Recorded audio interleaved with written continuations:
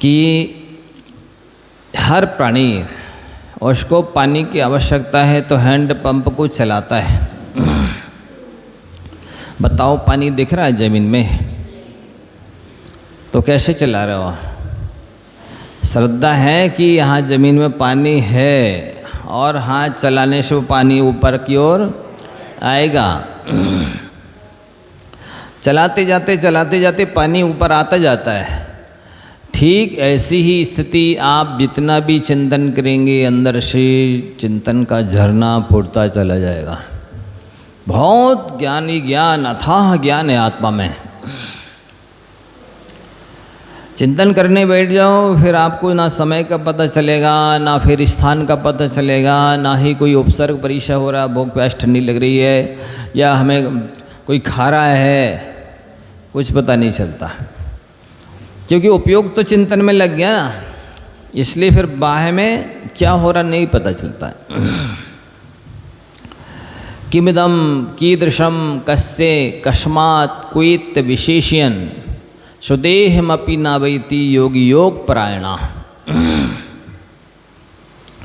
जब योगी योग में परायण हो जाते हैं, ध्यान में लीन हो जाते हैं, तो बाह्य में किम इदम, ये क्या है, कीदृशम कैसा है, कश्य किसका है, कस्मात् कहाँ से आया है, क्या कहाँ पर है, इति अविशेषयन्, कोई ध्यान नहीं जाता उसकी विशेषताओं पर, क्योंकि योग में परायण हो गए वो योगी।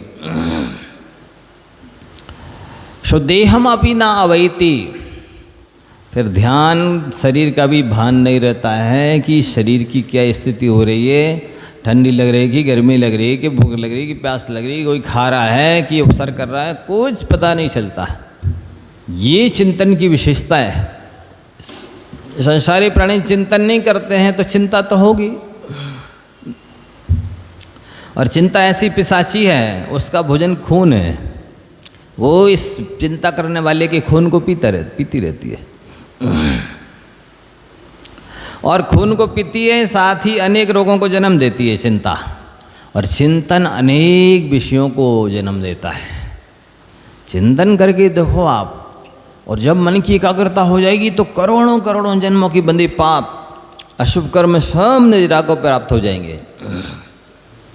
ध्यान तो बहुत पावरफुल टैबलेट की तरह है। थोड़ी देर के लिए भी ध्यान करो तो करोड़ों करोड़ों जन्मों के कर्मों की निद्रा हो जाती है।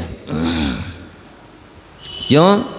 कहते जम अन्नाणी कम्मम खवेदी भव से सहस कोड़ी तमनाणी ती गुत्तु खवेदी वो श्वास में तेड़े। अज्ञानी दूसरे शरीर से किए जाने वाले धर्म के माध्यम से करोड़ों जन्मों में त्याग तप करके और जितने कर्मों की पाप कर्म की निद्रा करता है और पुण्य को बांधता है।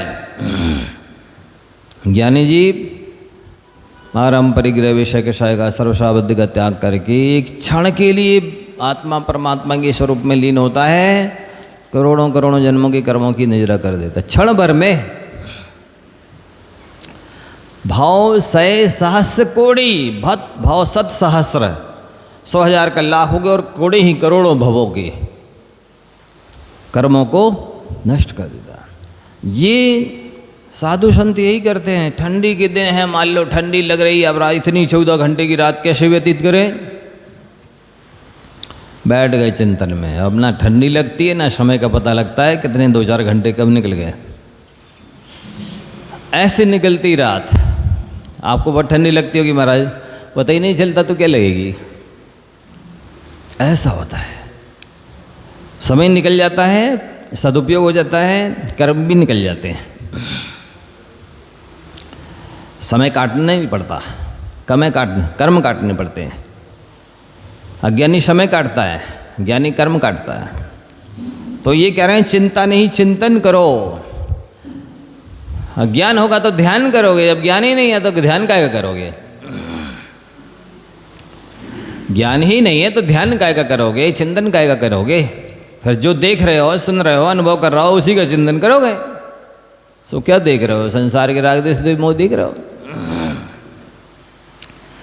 ज्ञान होता तो इसी को वैराग का और कर्म निद्रा का साधन बना लेते कि देखो इतनी तरह की कर्मों की प्रवृत्तियां हैं, जितने जीव हैं, एक एक जीव के असंख्यात लोग प्रमाण भाव होते हैं, ऐसे ऐसे वो कर्मों को बांधता है। अभी अपन अष्टपाद में पढ़ा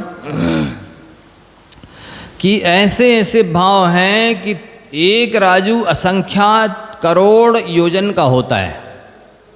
एक राजू असंख्यात करोड़ योजन का, ऐसे एक राजू हुआ तो ऐसे ऐसे 343 राजू प्रमाण पूरा लोक है। इतने बड़े लोक में, संसार में सुई की नोक बराबर जगह नहीं बची है जहाँ जन्म न लिया हो और मरण न किया हो। सब्बम मिलो एक खेते कम सो तम नत्थी जमना उपरणम ओगाहणे कम सो बहु परिभम दो लोक संसार। इस लोक में क्रम क्रम से सर्वत्र जन्म ले लिया, मरण कर लिया है। तो उतने भाव हैं, तब तो इस तरह का जन्म हुआ और मरण हुआ। इतने तरह के सारे शरीरों को धारण कर चुका, जितने 84 लाख योनियों में हैं। सारा मन कहना चाहिए पदार्थ भोग लिए 5 इंद्रियों के माध्यम से। कितने भोगे होंगे सोचो, विष्टा से लेकर अमृत तक सब खाया, स्पर्शन के द्वारा सब छुआ, घ्राण के द्वारा सबको सूंघा, आंखों के द्वारा सबको देख चुका, और कर्णेंद्री से अच्छी से अच्छी प्रशंसा भी सुनी और बुरी से बुरी निंदा भी सुनी, गाली सुनी, सब सुन लिया। अनंतों अनंतों बार एक ही काम कर चुका है। केवल बाकी बचा है तो आत्म कल्याण करना ही बाकी रहा है। वो सम्यक दर्शन को धारण नहीं किया है, इस वजह से ये सारा द्रव्य क्षेत्र काल भाव पंच परावर्तन हुए हैं। अब आप इससे अनुमान लगा सकते हैं कि देव शास्त्र गुरु की कितनी बड़ी भूमिका है इस जीव के आत्मकल्याण में। सारा खेल है देव शास्त्रों का। उनके प्रति श्रद्धा नहीं है, सम्यक दर्शन नहीं है। सम्यक दर्शन नहीं है, ज्ञान भी सम्यक ज्ञान नहीं है, मिथ्या ज्ञान है। चारित्र वो भी मिथ्या चारित्र है, तप है वो भी मिथ्या तप है। मूल में फाउंडेशन में देव शास्त्र गुरु 3 हैं। इन तीनों की बराबर श्रद्धा भक्ति पूजा सेवा करनी है। एक से नहीं चलेगा। कई आते अज्ञानी पूजा करके चले जाते, महाराज वहाँ विराजमान है, आज तक और शकल न दिखाई हो, ऐसे भी बहुत से हैं। पूजा कर जाते हैं, अवश्य कर जाएंगे, शांतिधारा कर जाएंगे, लेकिन गुरु के पास भी जाना है, उनकी भी पाद प्रक्षालन करना है, अष्टदश पूजा करना है, नहीं यही स्थापना कर ली, अर्घ चढ़ा दिया। द्रव्य निक्षेप के भगवान को पूज रहे हो, भाव निक्षेप के जो भगवान बैठे हैं उनके दर्शन तक नहीं कर रहा। यह अज्ञानता नहीं है, मिथ्यात्व नहीं है, हो ही नहीं सकता सम्यक दर्शन। आप क्रिया में कम ला सकते हो, आचरण पूरा नहीं बनना है कोई बात नहीं, श्रद्धा भक्ति तो पूरी करनी पड़ेगी। श्रद्धा में कमी होगी तो बिल्कुल इतनी कमी नहीं चलेगी, सम्यक दर्शन होगा नहीं। पूरा पंचाचार आपका मिथ्या है यदि देवशास्त्रों के प्रति श्रद्धा भक्ति नहीं है तो। दर्शनाचार, ज्ञानाचार, चरित्राचार, तप आचार, विद्याचार सब मिथ्या है। सारा किया कराया उल्टा है, बेकार है। ऐसी भूमिका है देवशास्त्रों की, समझता नहीं अज्ञानी। तो ये जैसे जैसे ज्ञान बढ़ेगा वैसे वैसे ध्यान बढ़ेगा, अथवा फिर जिस विषय में रुचि होती है व्यक्ति की उस विषय में उसका मन लगता है। यो यत्र नवसन्नास्ति सा तत्र कुरुते रतिम और यो यत्र रमसे तस्मात् दन्यत्र न गच्छति। जिस विषय में आपका इंटरेस्ट होगा, रुचि होगी, उस विषय में मन लगेगा। उसमें मन लग जाएगा तो फिर अन्यत्र जाएगा ही नहीं। तो रुचि जगाना जरूरी है कि नहीं ये मेरी आत्मा के लिए कल्याणकारी है, इससे सुख शांति मिलने वाली है। नहीं समझता है, ऐसा है। कई चले जाते, सैकड़ों हजारों दर्शन कर गए, अभिषेक पूजा कर गए, चले गए। गुरु भी हमारे कोई हैं, इनके बिना हमारा कल्याण नहीं होगा, वो समझते ही नहीं।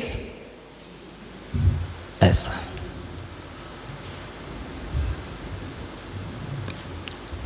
देखो आगे 33 नंबर में क्या बोल रहे हैं।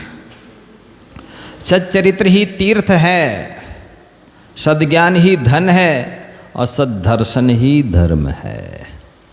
किसे तीर्थ कहा जा रहा है? सम्यक चारित्र को आचरण आचारा परमो धर्मा इसीलिए कहा है।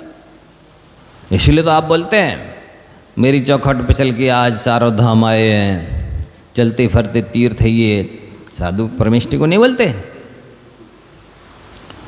कि ये चलते फिरते तीर्थ हैं, इन्होंने चारों धाम समाये हैं। कौन कौन से भजन सुनाते हैं? मेरी चौखट पर चल के आज चारों धाम आए, ये हो गया एक।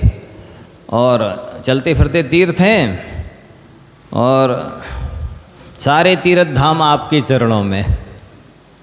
बोलते कि नहीं? भजन गाने के लिए है ये, दूसरों को सुनाने के लिए है कि आपके चरणों में सारे तीर्थ हैं। देखिए, जिसने साधु की सेवा पूजा कर ली उसने 3 लोक 3 काल की 9 देवताओं की पूजा विधान कर लिया। इसलिए तो कहा है गुरु की महिमा वर्णनी न जाए। गुरु की महिमा वर्णनी नहीं जा सकती है, कोई वर्णन नहीं कर सकता। गुरु तो ब्रह्मा है, गुरुदेव, गुरु महेश्वरा, गुरु साक्षात परम ब्रह्म है, ये सिद्ध परमेष्ठी के समान है। गुरु साक्षात परम ब्रह्म, तस्मै श्री गुरुवे नमः। कितना बड़ा स्थान है, नहीं समझता है। सच्चरित्री तीर्थ, सम्यक चारित्र को तीर्थ का, हम तीर्थों को जा रहे हैं। अरे आपके अंदर खुद तीर्थ है। व्रत नियम संयम धारण कर लो, तीर्थ बन जाओगे, तीर्थंकर बन जाओगे आगे चल के। नहीं, वो तो अपने बस की नहीं है। नियम संयम की बात मत करो, उससे तो कोई मतलब नहीं है। मतलब किससे है? बाकी तो सब बेमतलब है। सद्ज्ञान ही धन है। देखो जरा, ये श्रद्धा हो जाए व्यक्ति की कि ज्ञान ही धन है, सम्यक ज्ञान ही धन है, तो वो जड़ धन बटोरेगा कि इस धन को लिए ग्रहण करने आएगा? नहीं महाराज, सुबह शाम तो आ सकते, दोपहर में नहीं आ सकते, दुकान चलती है। हाँ, जिसको ये आस्था हो जाए नहीं मेरे पास इतना है कि पूरी जिंदगी कट जाएगी, अब तो मुझे इस धन को संचित करना है, वो नहीं निकालेगा, समय नहीं आएगा। हाँ, वो कोई ना कोई बहाना बनाएगा। नहीं, मौला मड़ियों को भोजन कराने भेजने पड़ता है। हाँ, ऐसे बहाना बनाता है। श्रद्धा है ही नहीं कि सम्यक ज्ञान धन है। ही शब्द जुड़ा है, देख लो जरा। चारित्र ही तीर्थ है, सम्यक ज्ञान ही धन है। ये भी नहीं जुड़ा है कि ये भी धन है और ये भी धन है, नहीं, ये ही धन है। सद्दर्शन ही धर्म है। और तो अभिषेक कर लिया, पूजा कर ली, या मने आए जो कर लिया। कभी अभिषेक मने आए तो अकेला अभिषेक कर लिया, कभी पूजा मने आए तो अकेली पूजा कर ली, और आ गया मन में तो कर लिया, नहीं आए तो नहीं किया। ये देवशास्त्रों की श्रद्धा भक्ति करना धर्म है, यही धर्म है। इसके बिना तो आप कितने 24 घंटे 12 महीने पूरे जीवन भर धर्म के जितने साधन हैं सब अपना लो, सब मिथ्या है, लिखे रहे। इसलिए देव शास्त्र के प्रति अच्छी तरह से श्रद्धा, ज्ञान, भक्ति, सेवा, समर्पण, सहयोग की भावना, आहार दान करना ही चाहिए। इनसे जुड़े ही रहना है देवशास्त्रों से हमें। कभी देव पूजा के रूप में, गुरु उपास्ति के रूप में, कभी स्वाध्याय के रूप में, तो संयम, कभी तप, कभी दान, इनसे जुड़ना ही है। इनके बिना धर्म हो ही नहीं सकता। साधुओं का मन चंचल हो रहा है इस पंचम काल की वजह से, उनका मन विशुद्ध पवित्र एकाग्र नहीं हो पा रहा। आप श्रावक हैं, आपको तो और हजारों संकल्प विकल्प लगे, गोरख धंधे लगे और विषय शक्ति लगी, आपका मन तो और पवित्र विशुद्ध होना, एकाग्र होना और कठिन है। इसके लिए तो आलम मल्लो, माध्यम बनाओ, साधन बनाओ, कभी देव को, कभी शास्त्र को, कभी गुरु को, तो ही धर्म ध्यान हो सकता है इस पंचम काल में, और दूसरा कोई उपाय नहीं है। इन्हीं से वो दूर रहता है। आत्मविश्वास से मनुष्य को वीरता तथा सुदृढ़ता पैदा होती है, यही सबसे बड़ी कमी है। और आत्मविश्वास नहीं है कि हम ये कर सकते हैं, आत्मविश्वास होता तो नियम नहीं लेता कि नहीं हम प्रतिदिन बिना पूजा के पानी नहीं पिएंगे, हम प्रतिदिन बिना स्वाध्याय के पानी नहीं पिएंगे, जब तक महाराज को आहार नहीं दे लेंगे, यदि महाराज जी हैं तो इसके पहले हम पानी नहीं पिएंगे। कैसे सम्यक दर्शन नहीं होता, देखो होना पड़ेगा। आपकी सुमेरु के समान दृढ़ भक्ति होवे तो दृढ़ भक्ति होनी चाहिए, देवशास्त्र रूपी अचल भक्ति होना चाहिए, पक्का काट श्रद्धा नहीं होके रहेगा। मेरे जितने अशुभ कर्म हैं इन्हीं की भक्ति पूजा से कटेंगे, मेरे जितने अंतराय कर्म हैं, जितने तरह की प्रतिकूलता है, बाधा है, दरिद्रता है, रोग शोक है, अभाव है, सब इसी से पूरे होंगे। वो तो ऐसी आस्था। अभी कोई कह रहा था कि मैंने अभी तक तो मैं मानता था कि रागी द्वेषी कामी क्रोधी देवी देवताओं को नहीं पूजना चाहिए, सो मैं नहीं पूछता था, मिथ्यात्व मानता था। अब किसी बाबा के कहने से मैं कहाँ चला गया, अभी पूरी बात हो नहीं भाई, समय हो गया था प्रवचन का। सो बोले और विपत्तियाँ बढ़ गई मुझको, अब आप बताइए क्या करें। मैंने कहा बाद में बताएंगे, समय हो गया अभी तो ये है स्थिति। मतलब उसकी आस्था बीतराग देवशास्त्र ग्रुप पे है नहीं। देखो तो जरा, जिनकी भक्ति से चक्रवर्ती पद मिलता हो, 169 महापुरुषों के पद मिलते हो, तीर्थंकर पद मिलता हो, मोक्ष मिलता हो, कितनी बड़ी भूमिका उनकी है। अंत समय में कोई साधु केवल लमोलो ये सब सावलम बोल दे तो मोक्ष पहुंच जाए, कोई भी पद बोल दे, ऐसे बराबर पद बताए, महिमा बताइए, भक्ति बताइए। आत्मविश्वास बहुत बड़ी चीज़ है, सबसे बड़ी चीज़ यदि कोई है कि नहीं मैं कर लूँगा और नियम ले लेंगे, इसके बिना मैं ये काम नहीं करूँगा, इसलिए तो वो नियम संयम नहीं लेते कि आत्मविश्वास नहीं है, मनोबल नहीं है, विल पावर नहीं है, इच्छा शक्ति नहीं है। ये बहुत बड़ी चीज़ें होती हैं। विल पावर हो, आत्मविश्वास हो, इच्छा शक्ति हो, करके छोड़ेंगे तो ही मोक्ष मार्ग सिद्ध होता है, तो ही कर्मों की नजरा होती है। हाँ अभ्यास करेंगे, कर लेते हैं, जो कोई श्रद्धा की बात हो गई, मन मर्जी से कर लिया तो कर लिया, नहीं किया तो नहीं किया, इसका नाम श्रद्धा नहीं है, इसका नाम धर्मात्मा पना नहीं है, इसका नाम सम्य दृष्टि पना नहीं है। नहीं, इसके बिना कुछ नहीं होगा, जे हम पहले करेंगे, इसका नाम है श्रद्धा। नहीं खाएंगे अब अक्षौषधि, जितनी दृढ़ता रहेगी, जितनी एकाग्रता रहेगी, उतनी कर्मों की नजरा होगी ज़्यादा, और इसमें जितना शैथिल्य रहेगा उतने कर्मों का बंद होगा। भाव सारा काम तो अपने भावों से होना है ना। ऐसा आत्मविश्वास बढ़ाओ। इसमें पढ़ा अष्टपौढ़ में, हे जीव तूने अनादिकाल से लेकर आज तक 5,98,99,000 और कितने 502 ऐसा कुछ रोग बताए, 5,98,514 इतने रोग एक जीव के शरीर में हो सकते हैं। इतने रोग सहे हैं, सारे रोगों को सहन किया है, पहले भी और आज भी मजबूरी में सब सहन कर ही रहा है। पाप का उदय होता है ना, बम्बई दिखा लेता, दिल्ली दिखा लेता, सर्वत्र दिखा लेता है, फिर भी नहीं छोड़ती बीमारियाँ। जिंदगी में दवाई भी खाता रहता है, रोग भी पीछा नहीं छोड़ता है। तो सहता है कि नहीं सहता है? मजबूरी में सह लेगा, लेकिन स्वेच्छा से हमसे नहीं होगा। कैसे नहीं होगा? होता तो आत्मा ही से, एक ही आत्मा तीर्थंकर बनता है। ये आत्मविश्वास जगाइए, यही वस्तुतः मोक्ष मार्ग है, यही अपनी सच्ची निधि संपत्ति है। इसी से वीरता आएगी, अन्यथा तो कायर ही बने रहोगे। आत्मविश्वास नहीं है तो आप क्या हैं?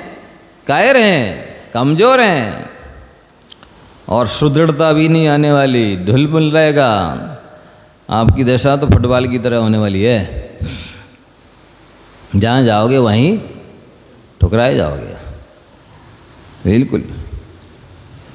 जिस मनुष्य को आत्मविश्वास नहीं है वह कभी भी महत्वपूर्ण कार्य नहीं कर सकता। देखो लिखे ना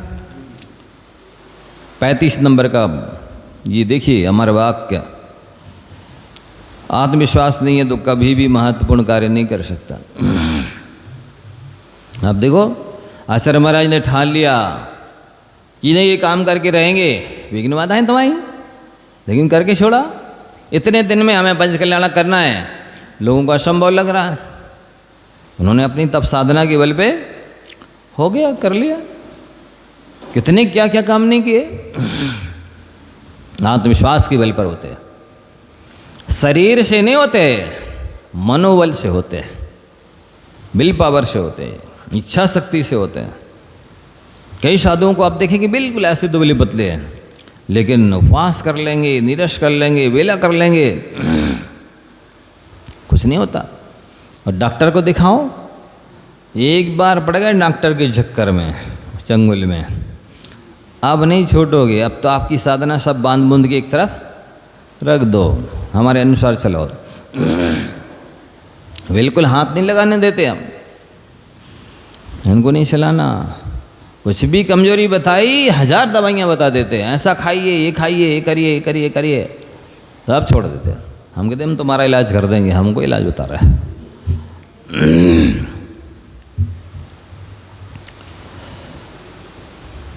महत्वपूर्ण कार्य करना चाहते हो तो आत्मविश्वास को जगाओ, विल पावर को जगाओ, इच्छा शक्ति को जगाओ, मनोबल बढ़ाओ। सबसे बड़ी ये निधि संपत्ति है। अच्छी जीवन शैली के लिए आवश्यक है कि अगर हम गर्मी से बचने के लिए कमरे में एयर कंडीशन का उपयोग कर रहे हैं तो दिमाग हीटर की तरह गर्म ना रखें। लेकिन होता ऐसे ही है, आजकल जितने भी कोठे बंगले बन रहे हैं हर कमरे में एसी है, यहाँ तक कि लैट्रिन बाथरूम में भी एसी है, है? सब जगह एसी है। कोठी तो ठंडी हो रही पर माथा गर्म हो रहा है, ये स्थिति है। ये इसीलिए कहते हैं कि आप भले एसी ना लगाओ घर में, माथा ठंडा रखो तो काम चल जाएगा, पर एसी लगाओगे और माथा ठंडा नहीं रखोगे तो काम नहीं चलेगा। माथा ठंडा तभी रहेगा जब गुरुओं की सेवा करोगे, संगति करोगे और स्वाध्याय सुनोगे, स्वाध्याय करोगे। इसके अलावा माथा ठंडा करने की और कोई औषधि नहीं है। बेपढ़े लिखे डॉक्टर तीसरे खंड से गिर के प्राण दे रहे, पढ़े लिखे लोगों की दिशा ही है। अच्छे पढ़े लिखे लोग पूरे परिवार का हो भाई, एक दूसरे को मार के मर जाए। तो ये मनुष्य के लिए अच्छी जीवन शैली के लिए आवश्यक है कि वो माथे को ठंडा रखे। जो प्रतिकूल है मध्यस्थ हो जाए, अपन को क्या लेना देना, जिसकी होनहार हो जाने, हम क्यों राग द्वेष करते फिरें, हैं? हमने किसी का ठेका थोड़ी ले रखा है। कोई सुधरना चाहता है तो अपना संकेत कर सकते हैं, बता सकते हैं, सलाह दे सकते हैं, सहयोगी निमित्त बन सकते हैं। चुप हो जाओ, शांत हो जाओ। सबसे महत्वपूर्ण चीज़ ये है कि आप पहले नेचर पहचानो लोगों का। किस व्यक्ति का कैसा नेचर है उसको पहचान लो, और हाथ धो के भोजन तो करो, पर हाथ धो के उसके पीछे मत पड़ो। क्या? हाथ धो के भोजन करो पर हाथ धो के उसके पीछे मत पड़ो। इसी में अपनी गनीमत है, अपना भला है, अपनी शांति है। अन्यथा आपकी शांति भी चली जाएगी और उसको तो सुधरना है ही नहीं। आदरणीय भगवान मारिच के पीछे पड़ जाते, हो जाता क्या उसी समय कल्याण? नहीं होना था। हाँ सोचिए, मैं बार बार चिंतन करता हूँ, आदिनाथ भगवान ने दीक्षा ली, 4000 राजाओं ने उनके साथ में दीक्षा ले ली। हमारे स्वामी दीक्षा ले रहे हैं, ध्यान में बैठे रहे आदिनाथ भगवान अचल, और उन्हीं के सामने भी सारे भ्रष्ट हो गए। कंदमूल खाने लगे, अनछना पानी पीने लगे, क्या क्या करने लगे। लेकिन उनका बैराग देखो कि वो कुछ भी नहीं बोले कि ये क्या कर रहे हो तुम लोग, ये जिन मुद्रा धारण करी है ऐसा मत करो, नरक नगोद में चले जाओगे। कुछ नहीं बोले, देखो जरा, ऐसा होता है महापुरुषों का जीवन कि तुमको कल्याण करना है, जैसा हम कर रहे हैं वैसा कर लो। मेरा जीवन ही मेरा संदेश है, कहने की जरूरत नहीं है। ऐसा है, बोली नहीं कुछ भी, पूरे 4000 भ्रष्ट हो गए, अपने ध्यान में लीन रहे। ऐसा हो, बॉडी लैंग्वेज कहलाती है। शरीर मेरा उपदेश दे रहा है, मेरा जीवन उपदेश दे रहा है, मेरी मुद्रा उपदेश दे रही है। हम नहीं बोल रहे तो क्या बात हो गई? हम तो 24 घंटे उपदेश दे रहे हैं। वाणी से तो थोड़ी देर ये उपदेश दिया जा सकता है। ये सच्चा उपदेश है जो आचार विचार से सिखाया जाता है, दिया जाता है, उसका स्थायी प्रभाव पड़ता है। जिसकी औनार होती है अच्छी, वो जल्दी सुधर जाता देख करके।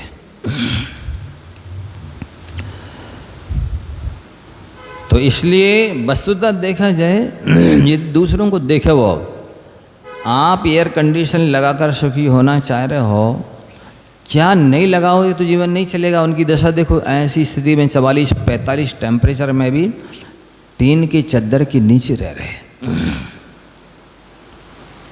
कैसी स्थिति हुई उनकी। आगरे वगैरह में जहाँ चूड़ियाँ बनती ना, ऐसी गर्मी में भी भट्टे के पास बैठे रहते हैं। फिरोजाबाद में जहाँ पर अवे के भट्टे लगाए जाते हैं और भी ऐसे कई काम किए जाते हैं। लोहारगढ़िया अभी भी ऐसी गर्मी में कभी धूप में खड़े होकर के लोहा पीट रहे होंगे। क्या उनको नहीं लगती गर्मी? नहीं, ये सारी मानसिकता का खेल है। आपने सोच लिया हम सहन नहीं कर पाएंगे, नहीं एसी होना चाहिए, तो आप एसी में भी सीसी कर रहे हैं, और वो धूप में भी। कहीं पे झोपड़पट्टी में आप देख लो, रोड के किनारे, उनको लू नहीं लग रही, गर्मी नहीं लग रही, धूप लग रही, सब लग रहा। छोटे छोटे बच्चे भी पड़े रहते वहीं के। तो मन ठंडा होना जरूरी है। मन शांत रहे, कहीं कोई तकलीफ नहीं, कोई दुख नहीं है।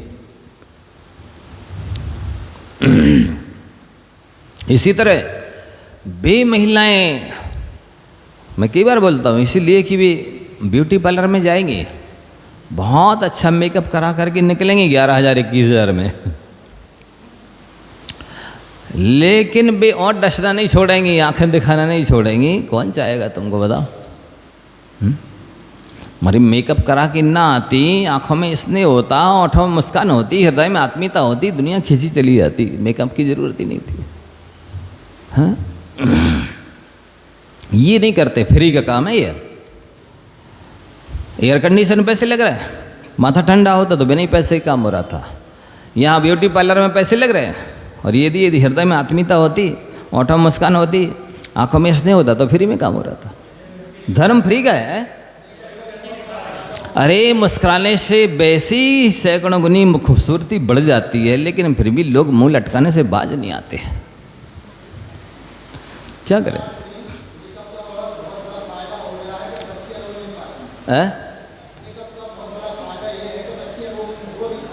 रो नहीं पाती?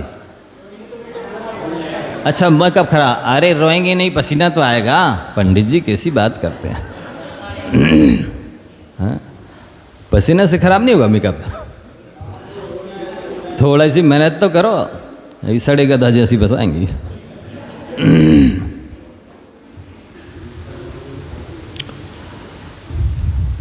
तो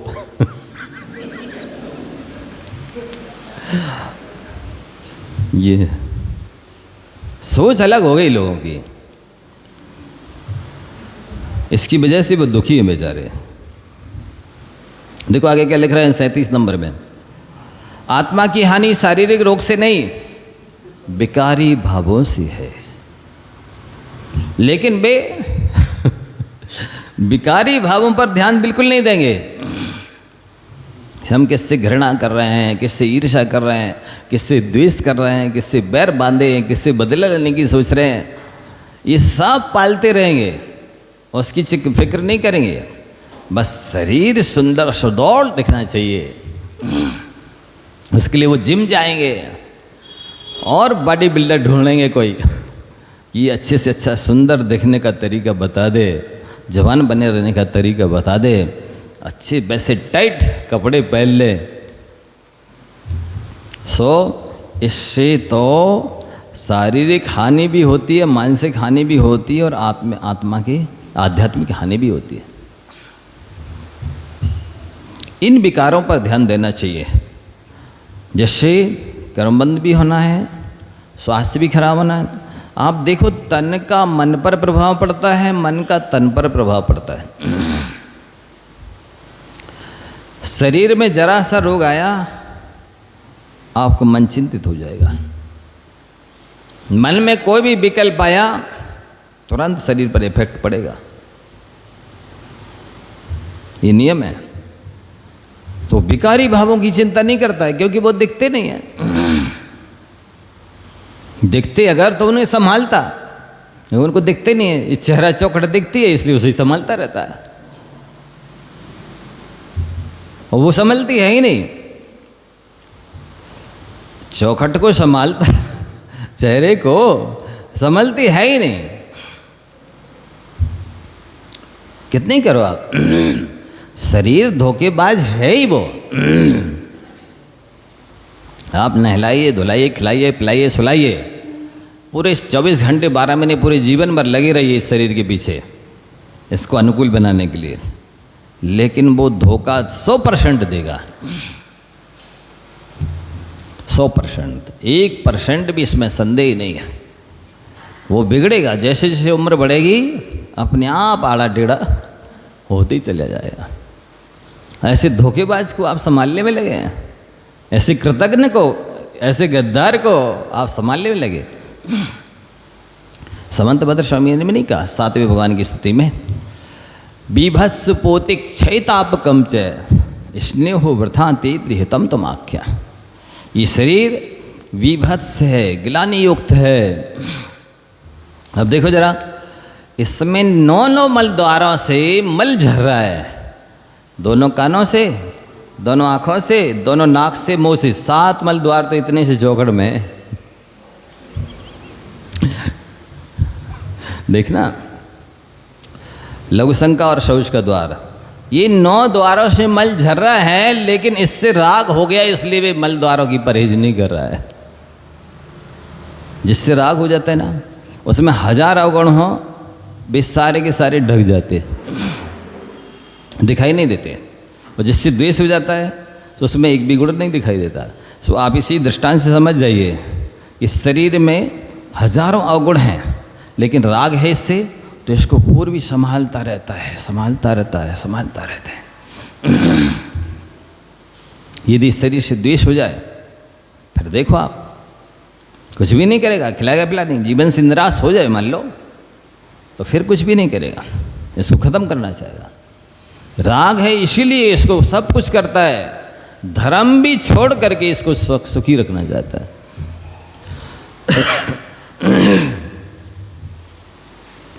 तो इस सूत्र पर विचार करो, आत्मा की हानि शारीरिक रोग से नहीं, विकारी भावों से। यदि आप आत्मा की हानि नहीं करना चाहते तो इन विभावों को, विकारों को छोड़ो, इनको मत पालो, भले ही वो दिख रहे हो या नहीं दिख रहे हैं। यदि आत्मकल्याण करना है तो बुरी आदत और भीड़ से मुक्त होना होगा। आत्मकल्याण तो करना चाहता है, लेकिन बुरी आदतें छोड़ना नहीं चाहता। मतलब व्यसन, बुरी आदतों का मतलब व्यसन होता है, लतें होता है। वो अपने शौक छोड़ना नहीं चाहता किसी भी हालत में, पर आत्मकल्याण तो चाहे, दम देता है, हम भी करेंगे महाराज कल्याण, आपके साथ हम भी चलेंगे मोक्ष। हाँ, जाओगे पक्के में। तुम कुछ तो करके दिखा नहीं पा रहे, बातों से जाते मोक्ष में। हाँ? कहने से मोक्ष नहीं होता है।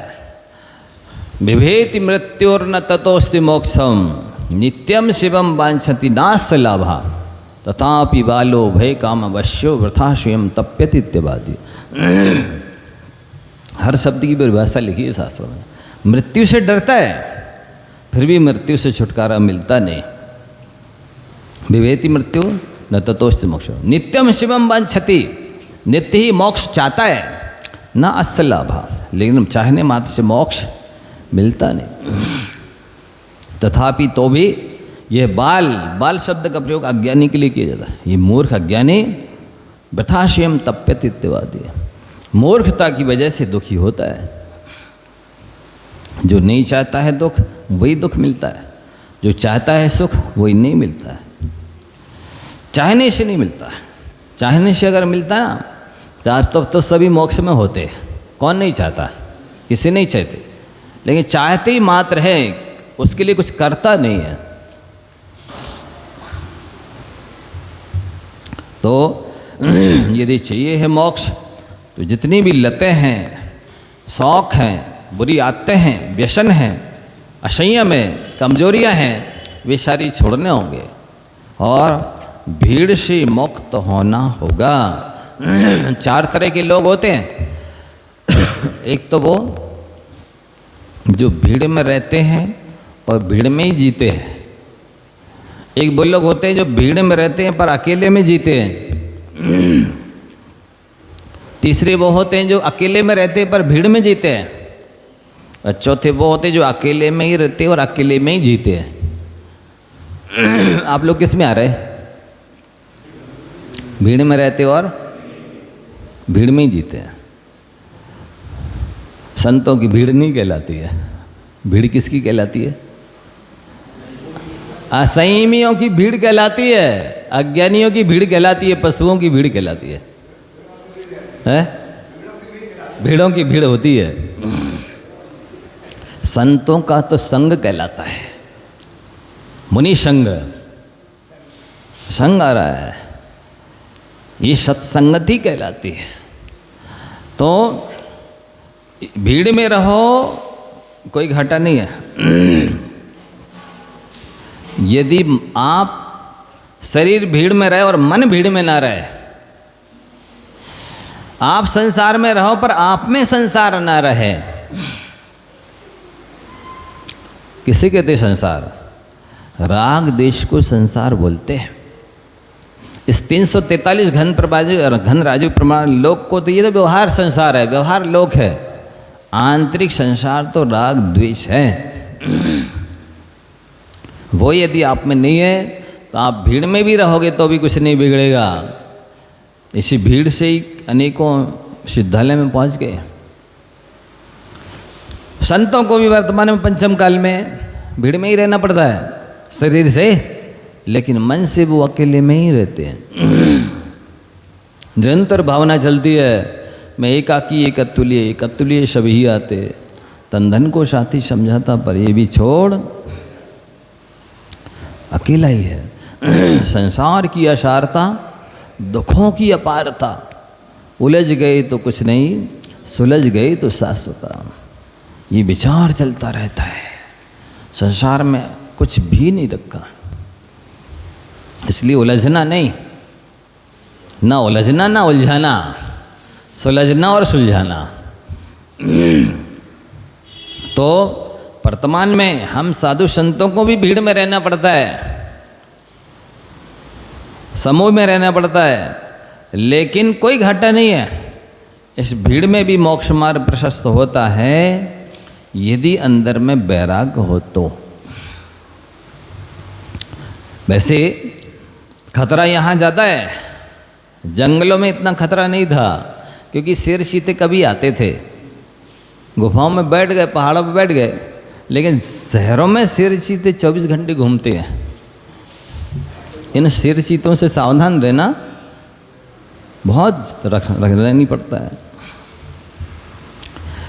ये शेर चीते 24 घंटे परीक्षा लेते हैं। तो देखा जाए चौथे काल की अपेक्षा वर्तमान के पंचम काल के साधु ज़्यादा तपस्या कर रहा है। क्यों? क्योंकि वैसी परिस्थिति सिचुएशन चौथे काल में नहीं थी जैसी अभी है। कैसे जाना कि अभी ज़्यादा तपस्या कर रहे? इससे जाना कि आचार्य लिख रहे हैं कि चौथे काल की 1000 वर्ष की तपस्या में जितनी कर्मों की निर्जरा होती है, वर्तमान की 1 वर्ष की तपस्या में उतनी निर्जरा हो जाती है। तो हमने यदि 20 साल तपस्या कर ली है तो 20,000 वर्ष तपस्या कर ली है, सब मान के चलते हैं। ये बेनिफिट है, ये डिस्काउंट है, ये छूट है, घाटे का सौदा नहीं है। इसलिए तो रहे आते हैं। भीड़ से मुक्त होना होगा। हम कहाँ चले जाएं बताओ? ये लिख रहे भीड़ से मुक्त होना है। बुरी आदतों को छोड़ना ये तो ठीक है, लेकिन भीड़ से मुक्त हो नहीं सकते, क्योंकि हीन संगनन है। जंगल में रह नहीं सकते, नदी के किनारे पहाड़ों पर रह नहीं सकते, गुफाओं में रह नहीं सकते। तो इसका मतलब फिर तो कल्याण कर नहीं पाएंगे।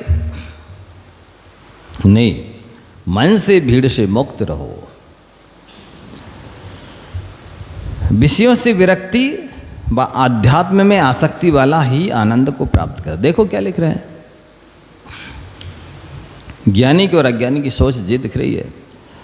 विषयों से विरक्ति होगी और अध्यात्म में आसक्ति होगी तो ही आनंद प्राप्त होगा, तो ही शांति मिलेगी।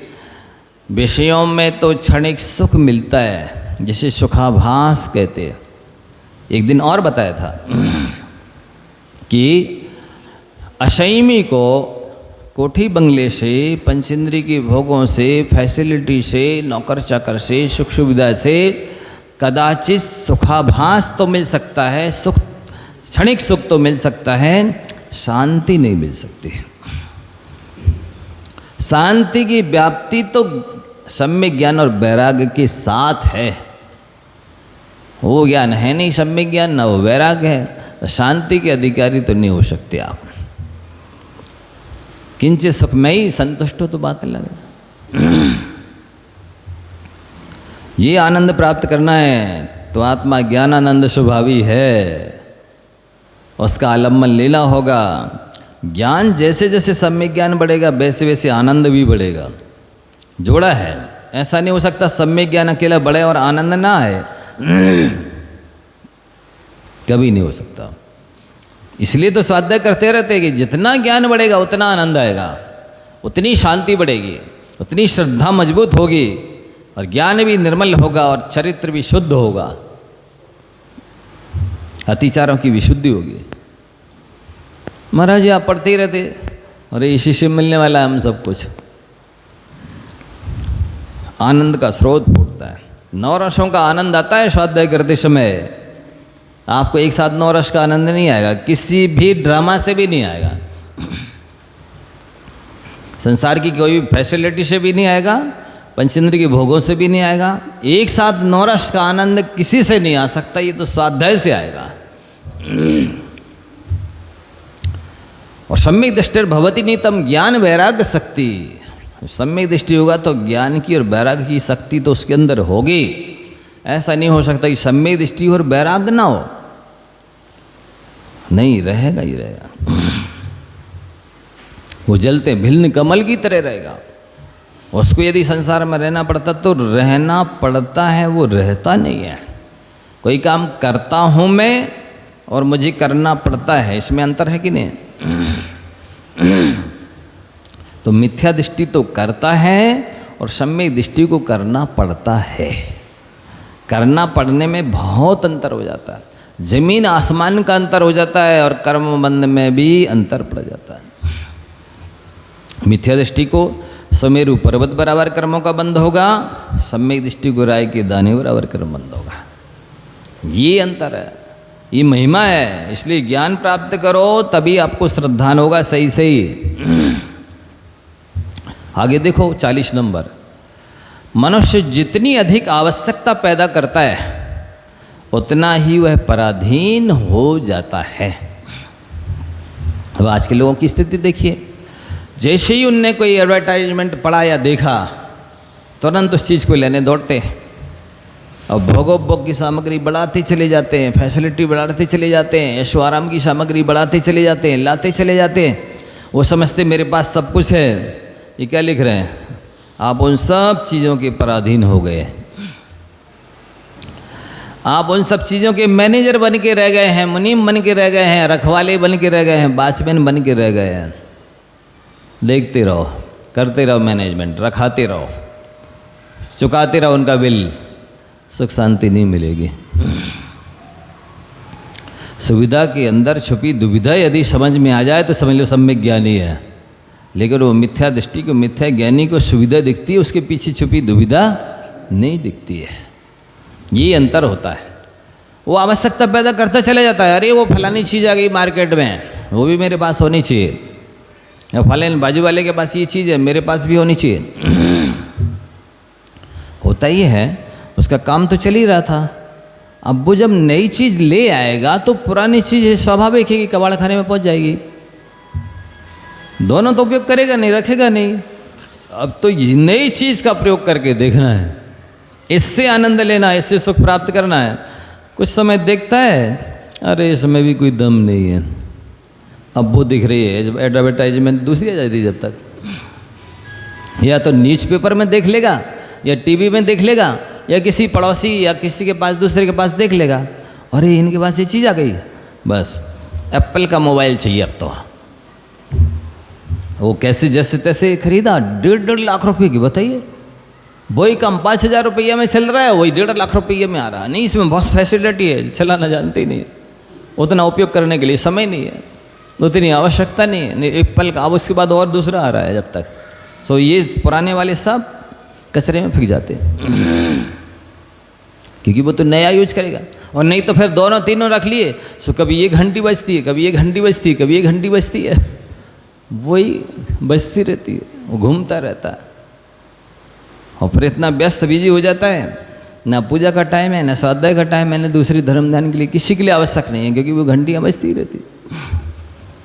वैसे पहले से 5-5 घंटी बज रही थी, कभी स्पर्शन इंद्रिय की घंटी, कभी रसना की घंटी, कभी घ्राण की घंटी, कभी चक्षु की घंटी, कभी कर्ण इंद्रिय की घंटी, और एक फिर 5 में मन की घंटी बजती रहती है। अब ये 2-2 3-3 फोन और ले लिए, अब कितनी घंटियाँ बजेंगी हैं? हाँ, वो पता नहीं है, उसका तो खबर ही नहीं है, ख्याल ही नहीं है। वही फुर्सत नहीं है ना इनको, इसलिए वो आएगा ही नहीं इनके पास। जब ये फुर्सत हो जाएंगे तब आएगा।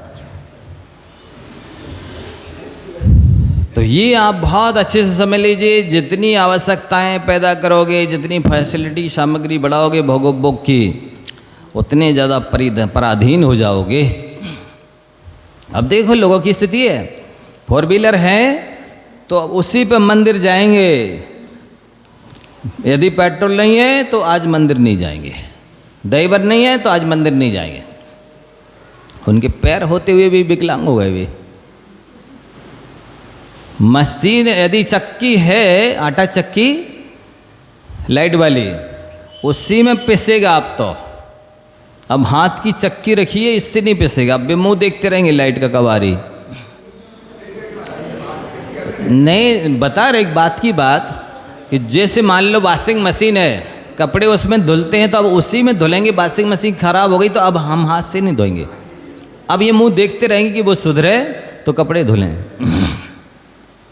इतने पराधीन हो गए हैं, हाथों के होते हुए भी बेहैंडीकैप्ट हो गए, पैरों के होते हुए लंगड़े हो गए हैं। इसलिए तो हाथ पैर दर्द करने लगे, घुटनों में, कमर में दर्द होने लगा। और कोई भी चीज़ है, यदि नौकर लगा लिया है, अब वो आए झाड़ू पोछा करे तो होवे, नहीं आएगा तो वो उसी को फोन करते रहेंगे, ए फलाने आ, खुद नहीं करेंगे। झाड़ू पोछा वाला ही करेगा, एक दिन हम कर लेंगे तो फिर वो आएगी नहीं, वो तो कर लेते हैं, दूसरे दिन फिर बहाना बना देगा। बर्तन मांजने वाली बाई लगी है तो वही मांजेगी, अब चाहे उस जूठन में जीव उत्पन्न हो जाए, चाहे और आवश्यकता पड़ जाए। और बर्तन तो बढ़ा लेंगे लेकिन वे खुद नहीं मांजेंगे। ये स्थिति है, तो हाथ होते हुए भी नहीं है। बे माथा है लेकिन किसी चीज़ का कैलकुलेशन करना है तो बे कैलकुलेटर ही ढूंढेंगे, अपना दिमाग माथा नहीं लगाएंगे। ये पराधीन नहीं हो गए। अब यदि नहीं आ रहा है कर्मचारी, अब वो मशीन काम नहीं कर रही है, तो भी जैसे एक व्यक्ति बिल्कुल अपाहिज है, पराधीन है, जिसके कोई हाथ पांव नहीं चलते, ऐसे बैठे बैठे तड़पते रहेंगे, हाथ होते हुए, पैर होते हुए भी, माथा होते हुए भी, आंखें होते हुए भी, लेकिन खुद नहीं करेंगे। आप कितने पराधीन हो गए, कितने दुखी हो गए। इसी सुख कहते हैं, इसी फैसिलिटी कहते हैं, इसी सुविधा कहते हैं। ये सम्यक ज्ञानी के लक्षण हैं। पराधीन सपने सुख नाई।